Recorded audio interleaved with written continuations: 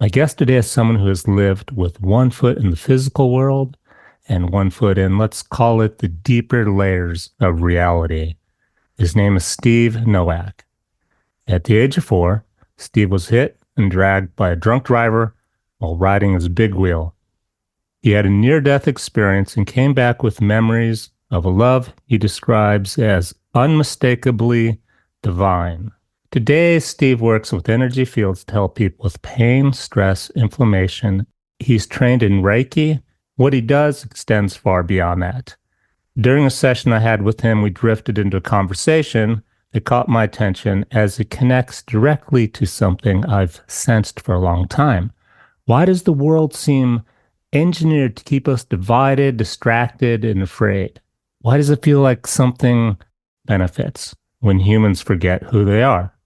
When I shared this thought with Stih, he said, Archons. And that's where the show begins today.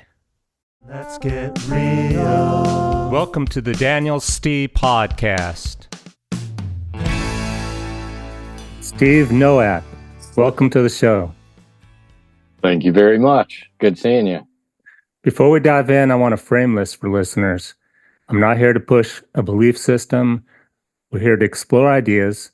Different traditions have different names for the forces that pull us away from remembering who we are and being clear, getting clarity. Christians might call it Satan. Buddhists talk about Mara. Some people use the word demons. Psychologists might call it ego. Today, I'd like to use the word archons as a metaphor for this. So let's start at the beginning. Take me back to the moment when you were 4 and the accident, the near-death experience, and what stayed with you after that. Sure. So, the near-death experience was pretty wild. Took me a lot of years. I compartmentalized it for a lot of years. Find it really, awkward to talk about, but eventually it did come out. So, at 4, I was run over by a car. What I remember is a blur as I was leaving the driveway across the street from my house. I was being called to come home, and I went out into the road without looking, of course, and I was hit by a car, struck by a car. I went underneath the car, and the car continued because the woman had been drinking a little bit and she didn't know she actually hit me. So people had to run out the road and stop her, and I was underneath the vehicle by the time they got there. The only thing that saved me was my plastic big wheel that I was riding because it stopped me from getting run over. It literally drug you. You were under attached to the car. Yeah, I was underneath all the way underneath the car, and I was getting dragged basically to the stop sign that was about another 20, 25 feet down the road. You're laying on top of the wheel. The big wheel went underneath the back tire, and then I was there, and then that's what kept me from going under the tire. And so pretty much the whole side of my body was road rash from getting dragged along. I broke ribs, collapsed lungs, broke shoulder blade, collarbone. There's a few other things. They had to resuscitate me once. And so what I remember is just a blur. And then all of a sudden I'm looking at myself and I see my eyes roll in the back of my head, and then everything fades to black, like the end of a movie. But then it opens again. And I'm sitting with someone, or who I think is someone, and I can feel them, or what I think is feeling, and I'm leaning on them. I kind of got my head on their chest a bit, and sort of in a downward position, like you would cradle a child or whatever. And when I open my eyes, I see hair that's almost touching the ground, and it's silvery white, almost luminescent. And then I see the bottom of a robe, and no feet or anything, just robe, hair. And my first instinct, I suppose, is to ask what happened. And so when I went to turn and asked this, who I thought was a person, what happened, it wasn't a person at all. It was a hooded figure of light. And this person, or this being, had no face. They only had light where their face should be. And so this stopped me for a moment, but I still said, what happened? And they said, Stephen, you were in an accident. Put your head down. Everything's going to be fine. And so as I did that, I put my head down and I'm staring at this being's face now, kind of enamored, I suppose. And I remember just having a quick thought of like, how did I talk without moving my lips? And slowly, the more I'm staring at this being's face, I'm getting pulled. And it feels like I'm still there, but I'm getting stretched like an elastic. And I'm now going down into this light. And it feels like I travel for a little bit. And then I stop and the scene materializes in front of me. And it's a heavenly scene. There's the most perfect meadows, flowers, rivers, mountains, trees. There's paths. And I noticed the flowers are like alive. They're like vibrating. And I understood that they were their own beings. And there were colors there that I still haven't seen today, flowers that are, I've still never seen a magnificent, And you said this experience bioelectrically connected you to the quantum field before you came back. Did they tell you that while you were there, or then you just get resuscitated and come back and somehow you're still connected? I wish they told me that. Then I might have known what was happening later. So I noticed people and figures, and they're playing and whatnot, and I'm getting the vibe. This is the greatest carnival that I've ever experienced, and I want to be a part of it. And that's what it feels like. It feels like you went to the carnival with your family, and you're just having the best time of your life. And I noticed these two figures, particularly off to my left, and it's an elderly man and a little girl, and they're playing, and the little girl lets out a laugh, and it comes through the air and hits me right in the center, and it's something spread out in me, and instantly I knew everything was one, that I was home, that I wanted to stay here, and that anything that came here had to be love. It was an instant knowing of pain could not exist there, hate, suffering. And it wasn't that it didn't. I knew that it couldn't. It couldn't form function. And so I felt that frequency and I wanted to stay. And that's when the being says, well, it's not your time. We still have other things to show you. And it was like... And then you came back. Nope. Oh, okay. They showed you some more first. Yeah. And so it was like someone had painted that scene on a canvas and then someone just pulled it away. It was like a curtain almost. So they pulled it away. And then now I'm standing in what looks like a room that's dark, but it's like dimly lit. It's like a night sky without stars in a way. And the first thing I notice is these lines that begin to form, and they're going straight down and straight across. And they look like a grid pattern, like a waffle. And they're lit like in that bluish white light. And I think that's all I have to do is think, what is this? And then I get the answer. And they say, this is the quantum field. This connects all living beings together as one. It's like the super AI. Yeah. Yeah. And that fades. And the next thing I notice is this pillar of light that comes down in front of me. And naturally, what's that? All I have to do is think it. And then the voice responds, this is you as you enter the world as pure love. And you're going to spend your energy to have an experience with material reality. And when they said that, spend your energy, I see like a cord go out and deposit in this screen that I'm now noticing that's like almost all the way around me. And I'm looking to see if I can make out what's at the end of that cord. And it looks like a tiny TV set with like images in it, which I assume later were memories.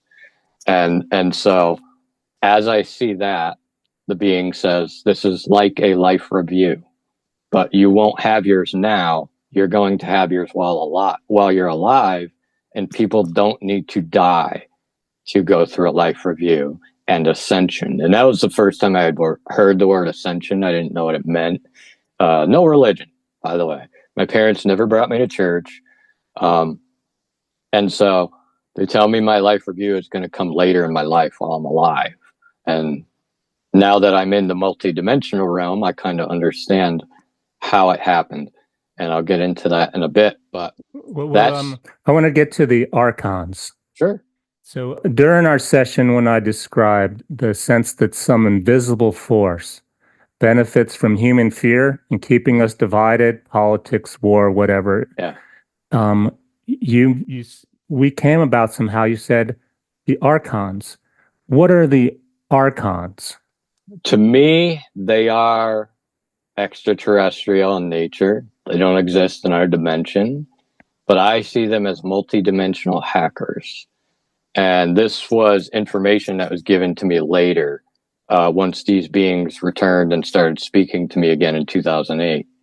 And so the rest of the NDE was they showed me my divine blueprint. They told everyone has an original image that they were made in to reset themselves, basically, from this experience, that this was the promise of Christ. And so they're giving me all this stuff. Later, when I wake up, 2008, so I hit a lot of that, and I went through accidents and pain and a lot of stuff that really made me question, if there was a God, he probably doesn't like me. And, I had this experience when I was young and all this pain and accidents. So 2008, these beings come back to me again, during a time when I was really anxious and nervous, and they go, "Stephen, put your head down. Everything's going to be all right." And I just went, "What the?" And that was it. My reality was done. The very first information they were giving me was that humanity is in a war in heaven that is taking place in their hearts, in consciousness, basically for their energy, that they're being harvested like quantum batteries, and that I was to help these people escape that system, and that I was going to help humanity with the evolution of its species and this upgrade that was going to make the vulnerable access points less available to these beings who don't have bodies and want to experience what it's like to be here because it's sacred.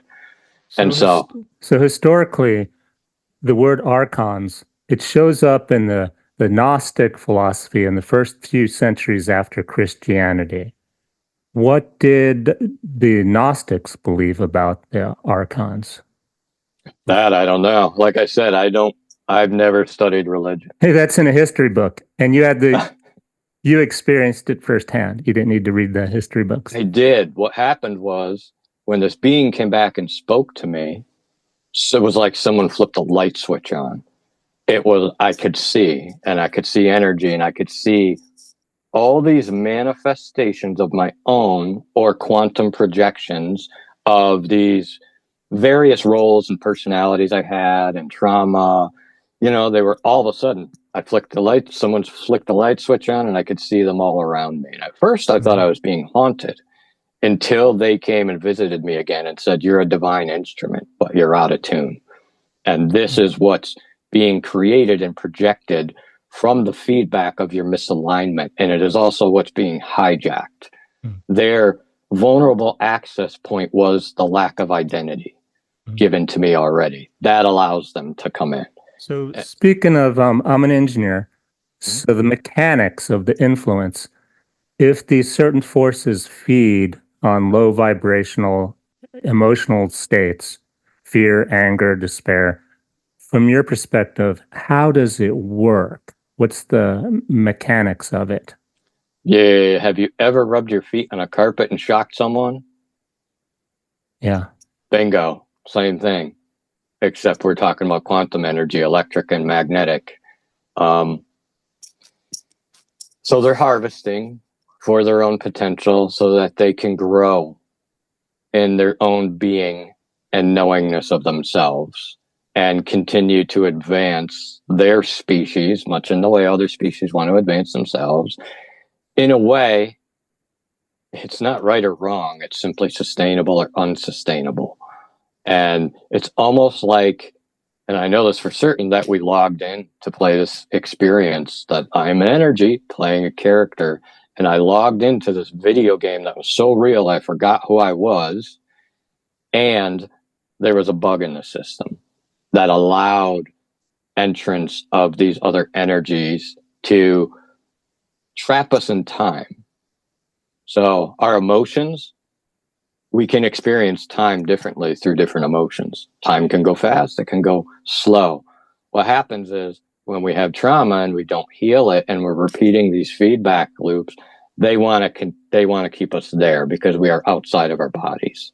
So past, outside of my body. They keep us there because they like the low vibrational. They like the low vibrational energy, but they also like to be in your body. Yeah, there are people walking around, and we see this in humanity with unspeakable acts. You go, how could a human even do that? It's not a human anymore.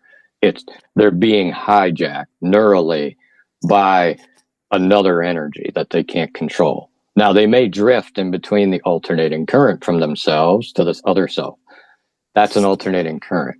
When these beings came back and visited me, they were sure to let me know that I needed to reunify the dual currents in my body into a direct current, and that I needed to achieve singularity within my body so that I wasn't trapped in this linear circuit of time.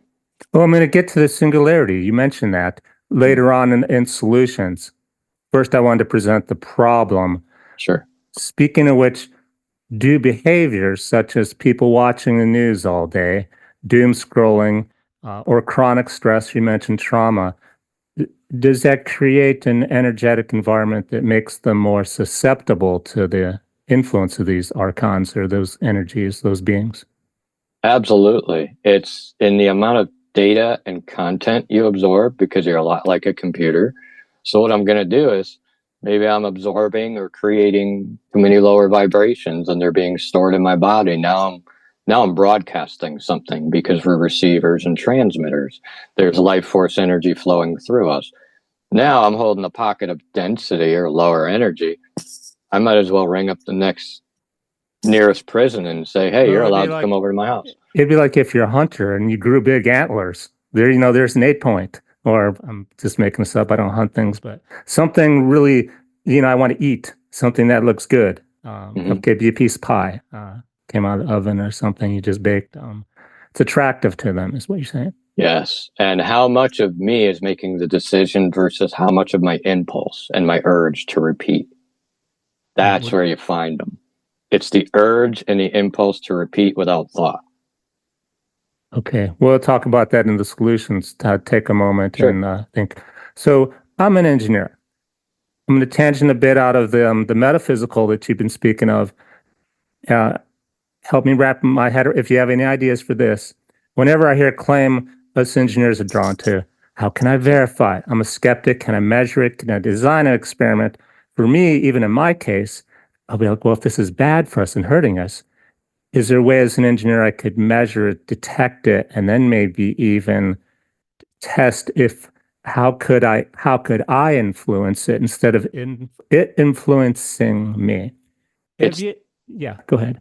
It's definitely going to be seen in the conscious and subconscious link. It's going to be seen in your field, your unified 0-point field, positive and negative being one. I'm no longer in duality. But it's going to be seen mostly in your frequency. Measurable, we're just getting into that. Measurable 0-point energy. They're just building machines. So there are devices that these beings and even higher ups, humans who are aware of it and allow themselves to be used, that have to measure our frequency and our state of consciousness. However, is that available to us? Probably not. So I would instantly know by the tone and frequency of someone's energy, by their field touching mine, because we're quantum entangling with people all the time. But am I practicing knowing that world is real, or am I just like, nah, it ain't real? Well, they both go together. You can see if it's light or dark with your eyeballs. But I also, as an engineer, I have an instrument that can measure looms and intensity and brightness and all those things. So I've gone to the Rhine Institute for Psychic Research, where they measured the output of photons. They measured, different thresholds. And so there it can probably be seen because you're probably not outputting a lot of light at that point.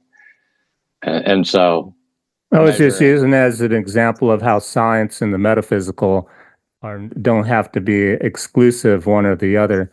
We have we use it all the time on app on our phone. Instead of counting my steps, I'm gonna use my app to count my steps. We split the atom into quarks. We could find a way as where my mind's. oh, absolutely. Absolutely. Yeah. I mean, but the easiest way to translate it is to people's is polarity, and that our polarity goes out of whack from storing our trauma in our body, and then is what gets preyed upon by other beings in the multidimensional realms. How you feel? Yeah, it's. Do I carry a negative charge of cellular memory from my experience?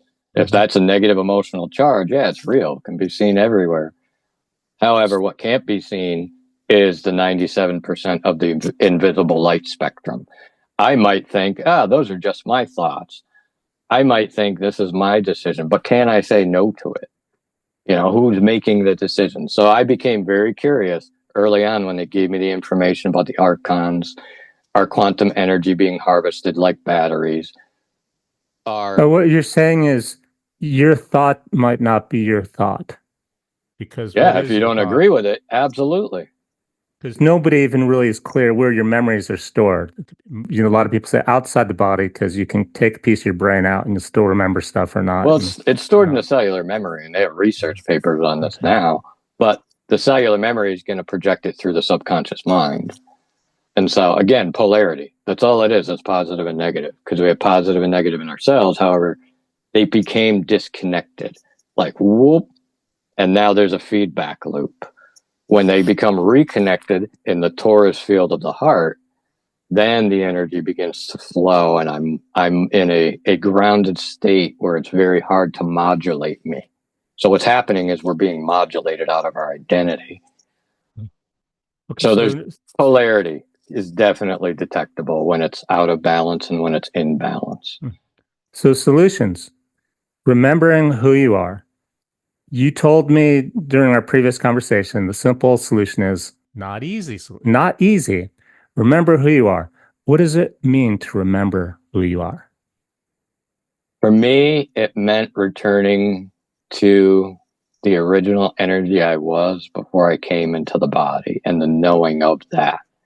However, I have to be the one to inform my nervous system and body of what we are, because nobody's going to come along and tell me that I am a sovereign being, that I was already whole, that I already was. Some people's AI, ChatGPT, will tell them that, which is causing some people problems. They think they are God or something. It doesn't mean they believe it. So belief and knowing, very different. I could tell somebody they're whatever. If it never makes it into embodiment, it doesn't matter. Mm-hmm. So I can intellectualize all day what I am. If I don't embody it, it's not going to make a difference. So point being is, if I do not put that information in my subconscious, then my subconscious is being already programmed without my permission. And so am I the programmer or am I not? Am I allowing the environment to program me, or am I programming me? So what I tell clients, the solution to look for is the sensation of truth in the body, because that's the purest grounding. And when, truth is such a weird subject, right? It's the completion of a thought circuit in terms of neuroscience. It's your thought goes all the way down and it finishes. Now, the reason why people can't tell themselves and feel it that I'm loved is because they have those old programs stuffed in their cellular memory, their subconscious, and they haven't released them. So that's blocking this thought circuit. Truth is a self-realized sensation in the body of who we are as sovereign beings. Can I give that to somebody? No. Can I coach them on how to get their energy into that tangible feeling so that they have the awakening? Yeah. I can reprogram a lot of their cellular memory, but then it's going to be up to them to sustain that identity in a very dense place. So when you say remember who you are, though, mm-hmm. I keep thinking of remembering a memory from childhood, or literally remembering. Is it not quite that literal? It can be if you need to return to sensations of innocence, which can greatly help your energetic system. So yeah, I do. I I thank my inner child. I see that as a representation of the subconscious mind. I keep an eye on little Steve, make sure he's aligned Mm-hmm. with my conscious thoughts. But you should want to know yourself as something larger than what you're doing and have done on earth, because that's your ticket out. If I know that I am all of creation, just like Yeah. I know how to make a cup of coffee, where am I going to be? I'm going to be up here. It's going to be really hard to pull me down using fragmented aspects of myself, Mm-hmm. because as we're interacting with people, that's what's happening. Fragmented aspects. These archons prey on those fragmented aspects out in the multidimensional landscape that I have not yet claimed, that I have not yet brought into me to say, you are loved, you are whole, you are this. And our inner child needs to hear that to kind of reunify. So when I'm unified, hard to get me out of my body. When I'm not unified and in duality, very easy to pull me out of my body and use my energy. You'll see it in marketing campaigns. You'll see it in government. You'll see it in politics. Anything that wants to modulate your emotions and change how you feel is an attack on your sovereignty. And I consider that just as bad as someone violating my body. If you're coming into my nervous system to try to modulate my identity through my emotions, I already know you're the enemy. Already know it because I already had my identity. Yeah, the TV ads are like hypnosis. They're psychologically manipulating you. So you talked about singularity of self. Mhm. Tell me if I'm saying this right. It's the internal core, the idea that you're unshakable and you know it. As you were saying, you really know it. How does knowing yourself at that level protect someone from the fear, confusion, and the low vibrational influences? Sure, it shifts your polarity into a state that is, we're reversing the polarity. So if anybody's ever played with magnets, they stick together. If they flip the magnet over, it pushes the other magnet. So when I begin to unify my identity with my divine blueprint, then I have more discernment and more control over what gets downloaded into my system. And that's what's happening. We're allowing things to get downloaded and downloaded and downloaded, and that dysregulates us. So the more I unify myself, meaning the more accountable I am to any pain I ever created on this planet, the more I go to that inner Christ, that inner spirit, to make amends for that and say, hey, I wish I was more aware back then. Forgive me. More I do that, the more I am calling these images back into wholeness. The more whole I am, the more potent I am, the stronger my frequency is. The more spread out I am, I don't have any whole version of myself in my mind to see, then my nervous system spread out and scattered. So It's going to be hard to function. give me an example of somebody spread out, a client you've worked with that's just spread out, and then how you brought them back together. Sure. No, I had this one woman, and we'll just call her Diane. We don't need to mention any names for all purposes. So she came to me. She's been coming to me about 2 years, and she was frazzled in the beginning. I mean, so caught up in the approval and the validation of others. It was creating so much anxiety and fear because her mind was consistently looping, looking for completion through these other people. Now, these other people, they don't have a whole image of you. They can't give you that approval that you need to stop that looping. And so she came to me about 2 years ago. Now I just saw her the other day, and she's really grounded into her body and having that relationship with the energy of creation itself, moment to moment, understanding that everyone else is source too. They're all just actors in this experience for me, not against me. That's the difference between shifting and realigning my polarity, rewiring my nervous system from survival mode into thriving and balancing conscious and subconscious, as she's now in control of how she interprets and perceives reality and then interfaces, because we're living in our nervous system first then I'm interfacing with reality from the data in my nervous system. So you bet your butt I want to be the programmer in the nervous system. So by her consistently using the Trinity routine, because what I saw during my NDE was actually called a triangle singularity, which is an advanced quantum physics theory that I didn't know until much later. And that'll be in the show notes, your trinityhealing.org, right? It's trinityquantumhealth.com. Yeah. You also mentioned becoming unattached. What does healthy detachment look like, and how does that change the energy dynamic we're talking about? Yeah, thanks for the question. It gives me so much freedom to be me without the guilt or shame of being human. Non-attachment to me means I want to experience being human without any attachment to my identity. So, in other words, the world doesn't get to say what we are. We already had our identity. And so when I practice, I'm the one feeling the feeling, but I'm not the feeling itself. Thank you for what you're teaching me. I'm not only practicing my non-attachment, I'm now able to stop that energy from becoming me, whether it's fear, worry, stress, or anxiety. As soon as I attach to it, it's going to become me. But I'm also now rewiring my neural pathways for my mind and my heart to work together. Because mind, heart, and gut, that's another trinity that are supposed to work together.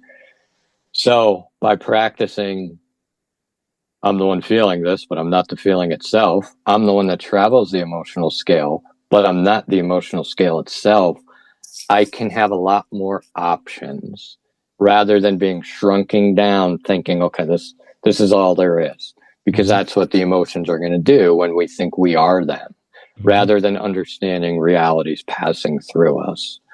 And I have a choice. So it gives me back my free will. That's really what this is all about. It's getting back our free will from the system that kind of trapped us in the concept of time to harvest our energy. Unattached. So we're in the digital age. I recently had a conversation with a blockchain technology guru, Roberto Capodici. He's got 40 years of experience in the blockchain, Web3, all this stuff. And one of the most important points he made, I was reading the transcript, he said, the future will belong to those who can maintain a strong self-identity, even in the midst of all these ways we try to pretend to be who we are not.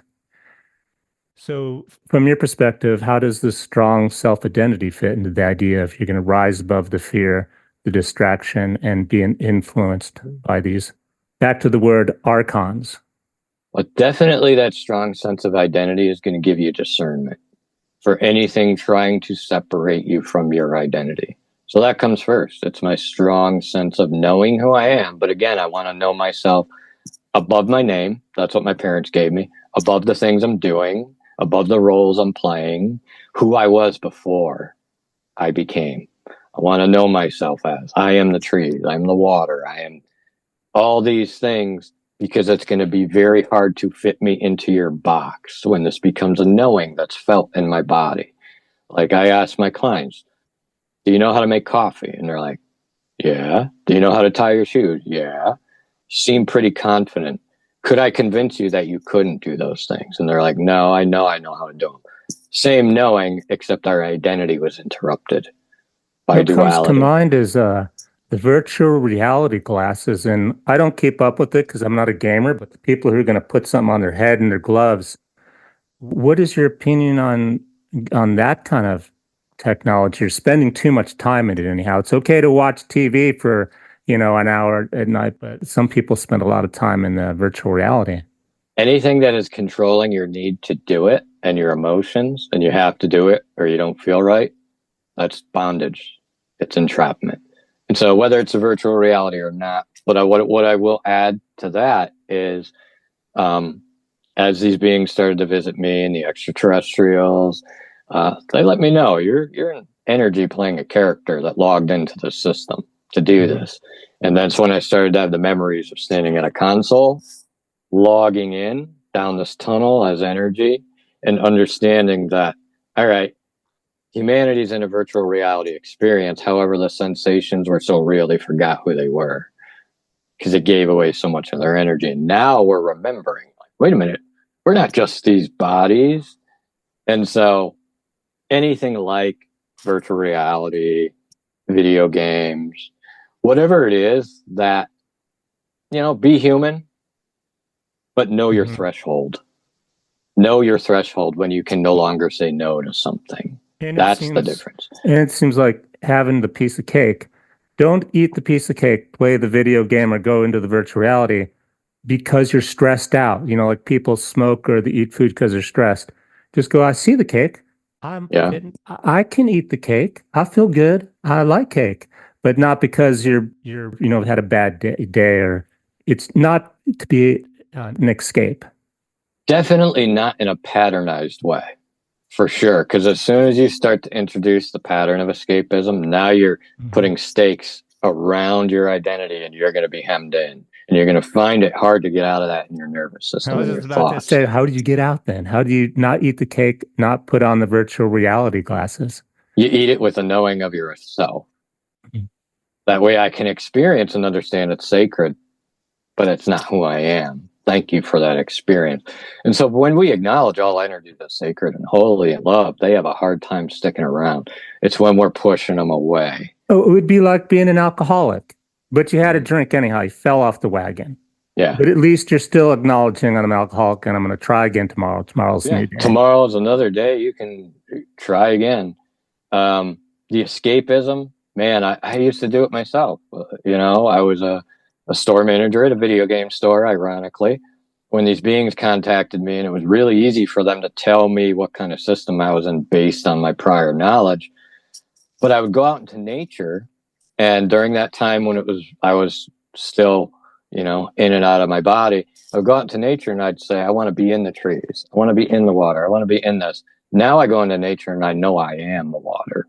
I am the trees. And that's the difference between intellectualizing and who I was and using it as an escape and becoming it. So now I know there's nothing that I have to escape from. I'm already free because labels. So the labels, they're going to attach labels to our identity. But anyway, go ahead. Why do you suppose nature, it's a recurring theme. I get it because I'm a rock climber for 40 years. It's what I just like to be outside. It's not about adrenaline rush, but it seems more and more people are becoming aware. You see it all the time. Just go for a walk, go outside, get into nature. How does that relate to what you're saying? Why is it nature kind of fixes things? I believe we have dual poles. We have positive and negative, and that, and I don't want to say negative in like a bad way, but that negative polarity with Mother Earth, and then the positive electric meeting the magnetic. I believe they're one. And I think when we go back into nature, we remember that that's the pace we're supposed to be living at. And the artificial pace is the push from the environment and the constructs of the world. And so, I get pushed into duality and I come back when I'm in nature and it feels like home. And then I get pushed into duality and then I'm back in myself when I am unified, when I'm in nature. And what happened to me was I was just breathing and I would feel this line of energy come up and go down, come up and go down. I'm like, what is that? And I could really feel it. And I didn't know anything at that point. And I heard the voice say, thank it. And I said, thank you. And there was an explosion of love in my belly when those two energies came together. And I was like, whoa, all right, there's another intelligent divine energy that I'm feeling here. It sounds like better than the virtual reality glasses. You had a good experience out there in the natural world. Oh my God, it is the virtual reality we're in, man. It's so beautiful here. But what I was getting at real quick was, if you don't have a firm identity, there's so many things that are coming along to label you and push you to the side. Label you, barcode, push you to the side. Have an identity that you can't find a label for. That's what I tell people about like their job. I am like an engineer or a computer programmer or, a marketing manager or account manager, whatever. I'm like, you are not your label. You're not even the places, the state or the name you're born with. It's not you. It's the name somebody gave you. That's just the stuff you're doing, dude. Yeah. So back to the Archons. there's a view out there, and it surprised me that Archons, if we use the term, they themselves are caught in something. They too are disconnected from love. Are the Archons or these forces, whatever you want to call the metaphor, are they malicious or are they just stuck in their own kind of captivity? I think you talked about that earlier. What's your take on that? My take on that is a dog will be a dog and a cat will be a cat. Now, I can't hate the dog for being a dog. I can't hate a cat for being a cat. And they're just doing what they know to survive. From my understanding and early contact with like the extraterrestrials, they were offered peace and there's some kind of war, going on. And whether it's other realms or physical, I don't know. But this is what they told me long ago, that they were offered peace to join this federation and chose not to. And so they work off world to harvest, because quantum entanglement, you can do it through space and time, doesn't matter. So they work off world and siphon from our planet the quantum energy. Now this system's being upgraded so that they're going to have a real hard time accessing it. But a lot of what we see is the fight from the energy, not so much the archons, but the energy of ourselves that we've been giving them, that doesn't want to, it's our old identities. We want to hang on to what we know because we don't know ourselves above what we've been doing. So they're not bad in essence. Again, only sustainable and unsustainable. However, they opted out. They don't want to be part of NATO, or they don't want to be. Yeah, they don't want to be controlled. Yeah. Oh, well, that's valid. I don't like to be controlled either. But I'm still not wrapped clear on why they only need the negative energy, not the positive energy. Why is it they only feed off the negative? And could we starve them? Would it be possible to starve the negative forces? Mm-hmm. Well, they already know. They already have the positive. They already know how to recreate certain energies. And again, positive and negative go together to create 0-point energy, which enables us to be in quantum superposition and travel through time. And so they're harvesting that energy from us, but it doesn't mean they're not creating or getting another energy that goes with it. Again, black and white go together. Oh, they're only taking our negatives. They're getting the positive from somebody else? Not from somebody. They have machines. They have technology that we can't even fathom. And this is what I was shown. And literally 2 weeks ago, the Arcturian showed me the machine that I was using to re-encode someone's nervous system with a program to help jailbreak them out of the system. So there's machines in the quantum technology. I've been on the ships like numerous times at various different points in my life. Same ship, same suit, no hair. But there's machines that they're using to do this. Dude, I get the negative part again. Is it just because humans are easily made to be negative? How come they only using us for the negative stuff, not the happy stuff? Where do they get the happy stuff from if they need to go to singularity? That I'm not too sure about. But the negative part, if you're still separated from yourself, they can come in your body and have your experience for themselves. That's part of it. So they're not only getting your energy, they're also having part of your experience that they weren't allowed to have. Oh, well, I was going to say, why would they want to have it? A lot of people are suffering, and are they going to pick the rich people well off to have the to have the experience? Everything is sacred. Well, suffering is my opinion about my story, right? Because I think we all get handed a bucket of poop. And then it's up to us whether we can turn it into fertilizer or not, or say, man, all I got was a bucket of poop when I came here. And so to the one energy, the suffering in this dream is not what we identify as suffering. It's the deconstruction and reconstruction of molecules from one energy that is all of us, that is playing all of us. We're just giving our little taste of salt in there with our personalities. But yeah, hopefully I answered that. Well, I think you said you weren't sure where they were getting their positive energy from. Yeah, that they never told me, but it's all about 0 point energy. Hmm. And 0 point energy, you need positive ions and negative ions. Hmm. And so we're a Maybe. really easy source of it because we're so hollow and fragmented. I also wonder if our brain or our training or our upbringing is designed to make hypnotize us into thinking we're not good enough. It's a universal theme. It I'm not good is. enough. Yeah, it is. I believe the systems that are in place were designed a lot with archonic influence to obey the order, do, Mhm. don't question, bam, bam, bam. Let me get you into this linear circuit where you think you're in a race against time when you're really an eternal being. So a lot of it, yes, is designed to give you a sense of identity in the things you're doing and not above what you're doing. I noticed lately Jesus in Walmart, and only because the city I live, it's where you go to buy groceries. It's the only practical place within a distance. So there's the magazines. I noticed on two of them, suddenly Jesus is on the magazine covers front and center in mainstream culture. Why do you think people gravitate towards strong spiritual figures during times of uncertainty? And how do we avoid giving our power away to any external authority, whether it's a religious or a political figure? Great question. I think it's because people need to see a clear mirror. We don't have a lot of clean mirrors around here to see themselves, to reflect, because that's a lot of what is interfacing in this reality is about. It's about sending a signal, reflecting on it, reconfiguring data.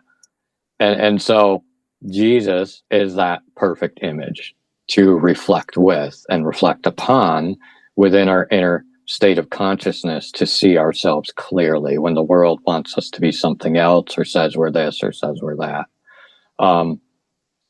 I can create that mirror in myself to see myself. And that's what the divine blueprint is for, is to have that whole image at the ready. Now, the whole image at the ready by reconnecting to my divine blueprint and claiming, hey, that's what I am. This is my identity. It's going to reveal a lot of things that are labeling you and want to take that identity from you.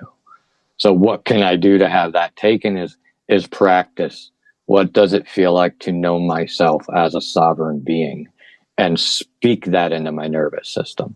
And one other thing I teach my clients is how to uninstall and reinstall new programs simply by speaking to the body. I uninstall fear, worry, stress, anxiety through the Christ or the heart field. Because they have a sun. Everybody has a sun in their center. How awesome is that? That can organize all their neurotransmission. And so how you keep out of the labeling is send your neurotransmission to that heart space and acknowledge it. And don't store it for later because that's a brain to body signal. It's not a brain to heart to body. And So now I'm wired over here. what about, I get the part about you're seeing a mirror reflection of yourself or how you would like to be. It's good to have a role model, a mentor or something, Jesus. How do you, though, not get sucked into the institutional aspects of it, where now, to me, you're giving your power away to somebody else instead of looking in the mirror, you're having somebody else look in the mirror for you. The balance between that, not getting carried away with getting into trouble with that. Yeah, definitely. Nobody should be telling you who God is for you. They should be giving you the messages and allowing you to explore that spirit given to you within you. For me, religion, I'm not waiting for anything because Christ already gave me that spirit. I don't have to wait. So I'm going to activate that spirit because I am the body of the Christ. So that means I get to embody the Christ. Now, like, to me, it's common sense. There's a lot of common sense going on here that's missed by religion. And so he was showing me how to overcome myself, how to unify into non-duality, and how I love listening, and I love going to a church here and there and just listening and feeling, and people have to know that guilt, shame, and all these lower emotions would not come from Creator. That is coming from something else inside these men that they have not addressed. talked about the Archons and whatever forces being able to take over someone else's body, step in. Mhm. Is it possible that they did that with some of the religious and definitely the political figures, to which then they could manipulate you somehow? Like a false figure, so to speak. Absolutely. I would definitely invite people to look into the stories of the Pittsburgh Archdiocese, and you see the action of the archons, the entities at work, and what happens with children and what other things. And they're hiding the real meat of it. And that's why the Knight Templars were taken out, because they purified and they found a way to the Christ without having to go through the church. And so there's a lot of that hidden, the metaphysical, whatever you want to call it. But Now I'm going to tangent here into conspiracy a little bit. Get them. I'm just throwing out ideas here, so don't think it's not like I believe them or not. Thoughts coming in my brain as we're speaking. sure. So I'm imagining I'm the Archons, and we say we can inhabit other people's body. So be it a political figure or a religious, I could do that to keep the fear going. Yes, they can project their consciousness as long as you have the right signal for them to latch on to. You're looking for a figure to help you, to guide you, and you're like, oh, I'll pretend to be that figure. They'll come to me, and then I'll give them the wrong directions. Yep, I'll just fill them with guilt, shame, and fear if they don't do what I want them to do. So the very first feeling of guilt or words of guilt, I already know what I'm dealing with. It doesn't matter what you call yourself, and we see it in society today. Doesn't matter what school you went to, what degrees you have, how professional you are corruptible. And it goes to the highest orders of the church.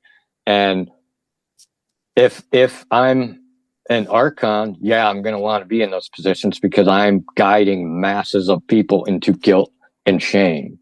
And as soon as I feel guilt and shame, whether it's from the government, religion, someone I love, I already know it's an attack on my identity. That you are not allowed to deposit that in my system because I'm a sovereign being. So if you're a top level official, or you're young and you're aspiring to be a top level politician or religious figure, maybe you should listen to some of Steve's tips on how to protect yourself. I appreciate that. And let's go back to the pandemic. Okay, I need to take this, and I'm a bad person if I don't, because I'm going to KIA my grandma. And so that's archonic. You're speaking of the vaccine? I'm thinking of the vaccines. Yeah. So when you're sold something with guilt and shame, that's your red flag right there. You know where it's coming from. Products don't need to sell you with guilt and shame. That's a logical process. That's common sense and rational thinking. Yep. You don't need to sell me a good product with guilt and shame. You know what I mean? You don't need to talk me into it. I like to be so free that I can discern the information and come to the signal of truth myself or not. Give me the info, but you're not allowed to modulate me into something. Right. So you've lived literally between both worlds, physical and spiritual, from everything you experienced. You might have mentioned it already, but what do you believe about why we are here? I believe we're here to have a sacred experience and evolve and experience ourselves in a way we couldn't without these bodies and interacting as separate consciousnesses. And now we're returning. So the whole point was to have the experience, to log in and to just have it. And it's really about love and understanding how everything is sacred, not just on our earth, not just in our emotions, but in the entire universe. And what a beautiful part of creator that we are, to just even come to have this experience of being able to feel or smell or feel the sun on my face. And so I think that's going to be interpreted by how someone close is as close as someone can be to that. But for me, the purpose of life is to love people until they remember who they are in the way Christ loved me. And I never went to church, never had religion. Parents never brought me. There were no pictures in the house. And so I understood Jesus, the man, was showing me how to do something. And I followed that. From a logical point of view, I've had this thought one time that, again, not that I believe this or disbelieve it, but you know what I mean? We're all one. Yeah. What if we came here because as all one, I can't love myself. It's no fun. I'm lonely. Yeah, there's no sense of self. Yeah. I'm lonely. There's nobody here. So I'll fragment myself into a bunch of different people. I'll step into one of them and then I'll experience being loved and giving love. And I can do that by myself. Yeah. Kind of like I'm going to create this little duality so I can interact. Because without duality, what am I interacting with? You know? So tell listeners about what you do for work, your practice, and where they can go to learn more and book a session with you. Sure. What I do for work is I do quantum healing, 0-point healing in particular. I do in-person sessions and group sessions, and I do Zoom. It doesn't really matter where you are in the world. We're able to connect through the quantum field. If you want to learn more, you can go to my website at trinityquantumhealth.com. I also have, tons of other resources there, videos and stuff that people can learn more. It'll be in the show notes. Is there anything we haven't talked about that you'd like to add or talk about? I would just, I'd like to add that people should consistently practice in that window of waking up, reminding their body and their nervous system that they're a sovereign being. The more they do that, the more they're going to come back online, and the more they're going to be able to recognize what's trying to take that from them. I'd say the only thing we really didn't talk about was probably, some of the extraterrestrial experiences I had. No, go for it. I cut you short at the beginning because I'd wanted to get to the Archons and Sure. the interdimensional beings and all this stuff we've been speaking of. Finish your story where you left off at the beginning on your journey. Yeah, so I'm having all these projections. I'm thinking I'm haunted because I'm seeing silhouettes of figures that are human shaped walking around me. So it gets worse and worse. And I notice some are smoky and some are light and some are dark. And they begin speaking to me and they're telling me, I'm no good. You're never going to be anything. You're never going to do anything with your life. And I can't shut it off. So I'm going to bed. And it was so bad that the side of my head would spasm. That's how much pressure I would get in my head from this. This is after you came back from your NDE, or no? That was at 4. This was in 2008 when the being spoke to me again, and somebody flicked the light switch on, and now I could see into the quantum realm, and I was able to see all the projections that I was producing through me, fractals, if you will. And so they start speaking to me, and I'm like, go away, leave me alone. And they're telling me how crappy I am, and I'm never going to be anything. And then I went, wait a minute. That's how I used to talk to myself. And then I was like, bingo. And so right after that, here come the Archons, the Galactic Federation of Light. In the corner of my room, I can kind of see there's something happening in the corner. It's a little fuzzy, but I could feel the pressure wave on my body. And they're like, we're the Galactic Federation of Light. We're here to help you because you're going to help humanity in the evolution of its species. At this point, I don't know what's happening. I'm like, dude, you need to leave. I'm pretty sure you got the wrong guy. And so the one thing they left me that first visit was, you're a divine instrument, but you're out of tune. And then they left. And then I was like, damn, that makes sense. And so throughout the next few weeks, I'm having time loss experiences. I'm starting to experience telepathy. I'm starting to pick up people's pain. Like they'd walk into my job and I'd be like, oh, what was that? And they'd leave and it would go away. And I figured it out over time. And then there was this one really profound experience that still to this day, I can't explain what it felt like, but it was probably the biggest experience that I had. I'm driving home from work. This is when I'm trying to, mind you, I'm a father. I have a partner. I'm trying to stay sane. I don't have anyone to talk to about all this stuff going on. I try to talk to my partner and she's not really open about it. So now I'm on my own.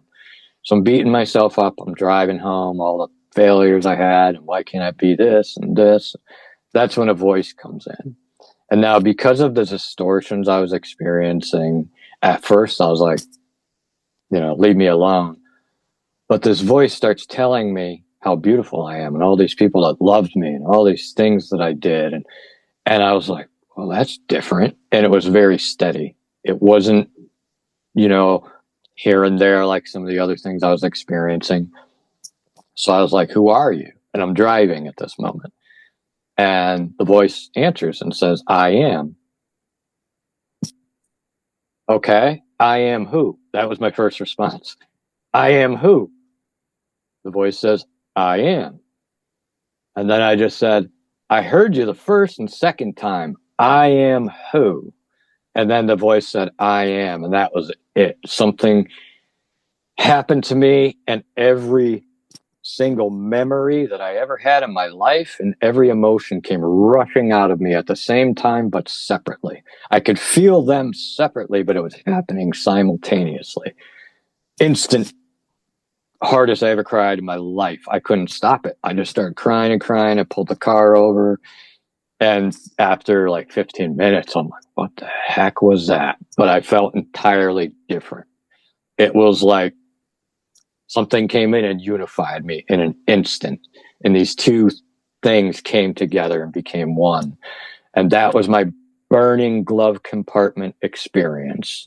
The burning bush. Well, it was my glove compartment.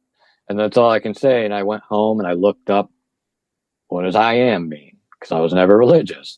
So I had to go look up the extraterrestrial stuff. I had to go look up I am. I had to go look up some visions that I was having to figure out this might be coming from God. And then I started going to churches and tried to talk to them about it. Didn't matter what denomination it was. They all looked at me like I was crazy. What's interesting about that is that presupposes you went and looked it up. I was brought up Catholic, so I know what you mean. That's in our Bible or it's on the wall at church. That means that someone else back in time had the same experience as you, tried to teach people about it. I think the trouble starts when then you get into these schools, these institutions, good intentions. I have a question. Why do you suppose that God or the universe just doesn't make it happen to everybody like it happened to you, so we wouldn't even have to do a podcast? I'm not so sure it wasn't me. I'm not so sure it wasn't me doing it to me with some kind of cheat code. I don't know, to be honest with you. What's cheat code? Up, down, left, right, extra power up. I don't know. You're playing video games. Up, an down, accident, left, right. a bug. Cheat code. Yeah, maybe I gave myself a cheat code. Maybe I was supposed to. I know I was supposed to awaken in this time period, put it that way. I was supposed to come here. It's an accident. It's a bug. I don't think it's an accident. I'm pretty sure I'm supposed to awaken. There is no accident with the divine. Okay. Yeah. Interesting. And so why did God do it to me and not to everybody? Mm-hmm. I don't know, maybe that would erase us being here. Who knows? Well, that's logically one of my sticky points with religion is, don't trust anybody about anything. Question it, see it for yourself. Yes. And I'm not believing or disbelieving God when I say this, but I have to wonder, why does God make it so difficult if you're, speaking as a Christian? I think God would ask you why you make it so difficult. Well, because they want me to go to church when I'm a kid. I don't have a choice, humans in general. That would be the answer. Why do you guys make it so difficult? Because we do. Yeah. Oh, it comes back to we answered this question.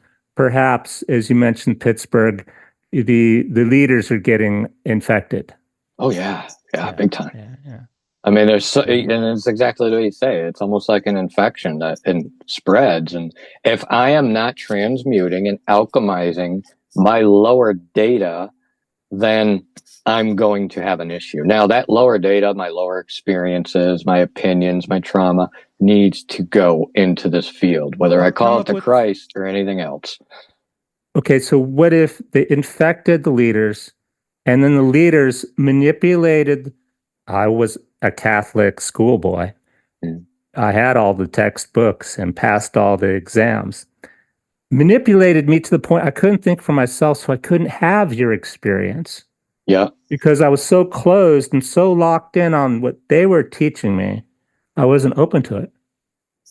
absolutely. And I see that with clients I've worked with who were in boarding schools and they were abused by the priest and the people. And I'm like, and somehow still they came to love God and know that God was not that. And I admire that. And I believe, yeah, a lot of it is those archonic systems set in place to put you on a The certain people direction. who haven't had the trauma experience, like a soldier, or as you're speaking of those people, people who haven't experienced that kind of PST, post-traumatic stress, whatever. If you haven't experienced, you don't understand how hard it is Yeah, to it's a move large forward. charge that's hard to move. Yeah. It's Right? a really large emotional charge that's stuck in your system. And it needs a really large charge to overcome it. That's a good way of putting it. And so when I look at it in terms, one goes with the other. I know anything I'm going through now that I can overcome if I cultivate a larger charge. It's going to zero that other charge out and I'm going to be reunified again. And so when I take my opinion out of my experiences, whether it was my childhood trauma from my mom or getting run over or whatever it may be that I experienced, I know I can overcome it if I rub my feet on the carpet just a little bit. And that is my mind-heart connection. Mind-heart, mind-heart. I'm going to cultivate something. Then I'm going to send it through my system. So the key is love and truth. I'm going to cultivate love, and then I'm going to deliver truth to my system. I'm going to cultivate love, deliver truth. However, we're not taught these systems. We're not taught we're beings of energy in a salt and potassium battery, basically, interfacing with reality. We're sticking with the trauma and the abuse. A lot of people are abused. So Yeah. it doesn't have to be the Pittsburgh diocese. Are you saying by love and truth and clarity, forgiveness, or I would say love and forgiveness, but you don't have to forgive them. right? You need to forgive that wounded part of yourself. Not your fault. Yeah, But you were it's that there. little child in you. And what works best is to imagine it's a stranger child that just fell outside in the street. You're going to give them love. You're going to give them forgiveness. Then you're going to probably give them firm parameters so they don't go on the street again, right? Right. It Love can't and happen truth. again. Like, Yeah, don't be a love and victim. truth. Don't Yeah. be a victim. Yeah. And so wherever I attach the label to, not allowed to modulate my identity outside of my knowing of it. Oh, That's a it's sovereign good being. point. Some people get attached to their disease, their illness, their abuse, Yeah. being a victim. And that's you can't solve the problem if you label yourself. And we're always projecting our emotions on others, and we think people need to feel sad with us or they don't love us and don't understand archonic system. I am not going to force someone else to be sad with me in order to understand something. If we can hold love while this person is sad and suffering, that's the greatest thing we can do for him. And that breaks down that archonic system where I'm trading pain. Yeah, it'd be like saying, I broke my arm, so I've got to break yours, and then we can talk about what it feels like to help. Yeah. You can't help me if you break your arm too. I need your help, so trust me, my arm hurts. Yeah. Why aren't you mad like I am? Not because I'm not going to allow you to modulate me outside of my identity. However, it doesn't stop me from loving you and being there for you. Yeah. So that's the archonic system, trading pain. Yeah. Like if an entity appears or if you're dealing with an entity, it's there to teach you and it works for you. However, when I'm in a position where I think everything is working against me, I'm not going to see that. But it's there to teach you what not to do. It's there to simply reflect something back to you that you don't like so that you move back into your body. Okay. So the entities that we create are what gets hijacked by the archons. As we're creating these many versions of ourselves that, comes from the emotional charge stored in the body, that's what they latch on to. So it's important to understand for your viewers that I was the biggest skeptic of all, that I still am a skeptic, that I need to feel things tangibly and experience them before I will buy it. Because I grew up normal most of my life and compartmentalized my 4-year-old experience and didn't talk about it until 2008 when things started happening. And so I still consider myself a healthy skeptic, and I think it's important for us to do that. Steve, thanks so much for being on my show. Thanks for having me. Sharing your story, your insights. And for those listening, the goal isn't to accept or reject any one viewpoint. It's to think clear, stay grounded, remember who you are. Fear clouds judgment, clarity liberates. Personally, I like to say question everything, ask better questions. If something in this conversation resonated with you, take a moment today to reflect on who you are, part of you who isn't afraid, who isn't reactive, because the world changes when you do. Thanks for listening. See you next time. Bye for now. Let's get real.